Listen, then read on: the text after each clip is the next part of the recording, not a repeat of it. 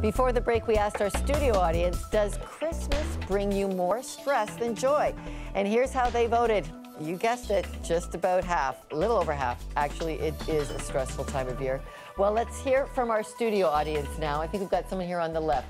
Christmas and your thoughts about stress versus joy, commercialism versus branding versus the faith aspect. Well, I think that giving at Christmas, it's synonymous. People want to give.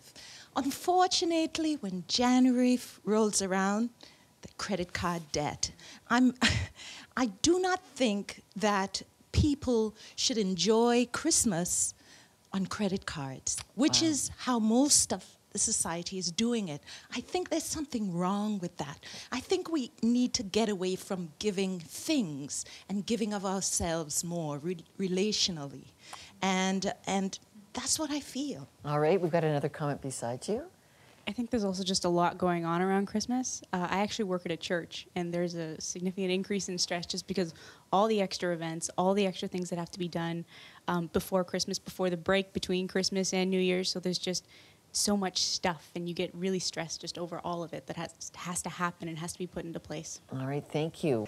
Well, we're back with sculptor Tim Schmaltz, who uses his art to be an advertisement for a holier message than credit cards and stress.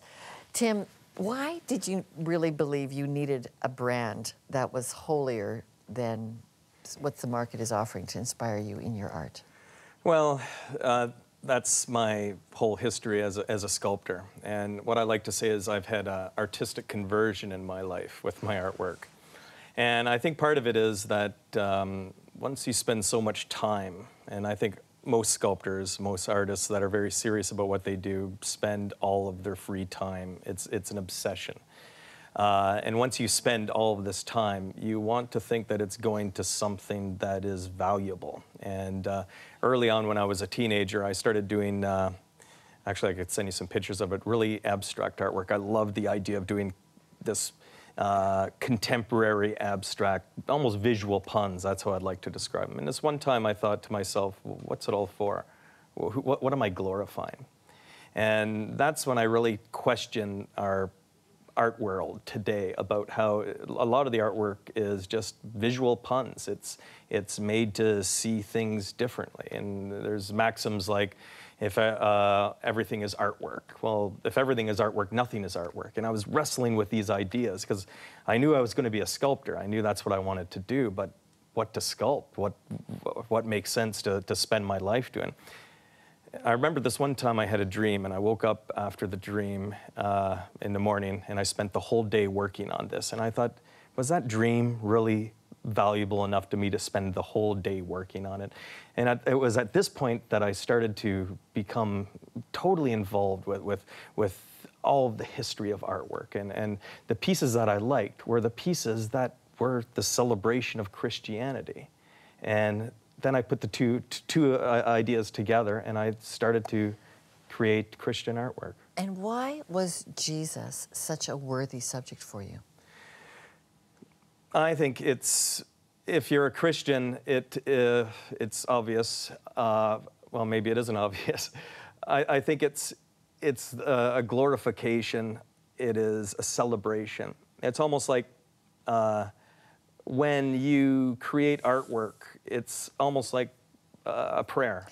You didn't used to have that kind of respect. If I look back through your bio, like, there's a pretty rough guy back there. What changed? You did not have that kind of interest in God when you started your art journey. It was this. It was an absolute feeling of emptiness. And basically, when I looked at myself and I looked at my artwork, and I looked at it all. And then I had to look, because I believed I was going to be an artist my whole life.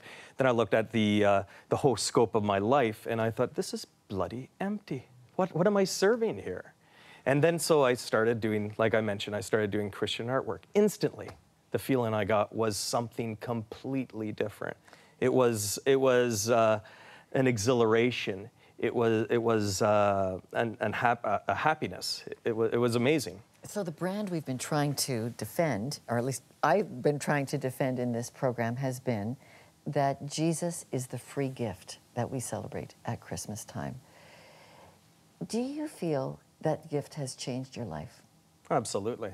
I think that when you sit there, and this is like I'm a sculptor, and a lot of my peers are working on different subject matter. It almost seems like a lot of this contemporary artwork wants to show the darker sides of the world. Well, when you're celebrating the Gospels, when you're taking, and I've just recently did this for a church in Dublin, when you're taking every single chapter of the Gospel of St. John and actually visually translating it into a sculpture, it just transforms you. It's an amazing experience, because it's interesting because you can read the Gospels, but when you sculpt the Gospels, or when you take a biblical idea and you think, how am I going to give dignity to this? It becomes an overwhelming experience. And what has convinced you that the stories you're sculpting, ancient stories, are true? I didn't really necessarily need any convincing of that when I was working on it. It was like I don't know what Christians said it in the past, but concerning Christianity, you get to a point in your faith, I think, where you believe that your faith is more credible than yourself. And I think that when you spend so many hours thinking of the theology, and I think you're thinking, I personally think about it in a way that kind of gives form in a different way. It's almost like I have a ball, and this is my faith, and I'm always, or say a gem, a beautiful gem, and instead of just looking at it straight on, when I'm doing sculpture, it's like I'm turning it, seeing how the light reflects and moving it around. And I think I have a very unique understanding of Christianity because of the years that I've spent doing this. All right, Tim Schmaltz. It is interesting. And lots more on you on our website when we return, changing the brand of your Christmas. That was great.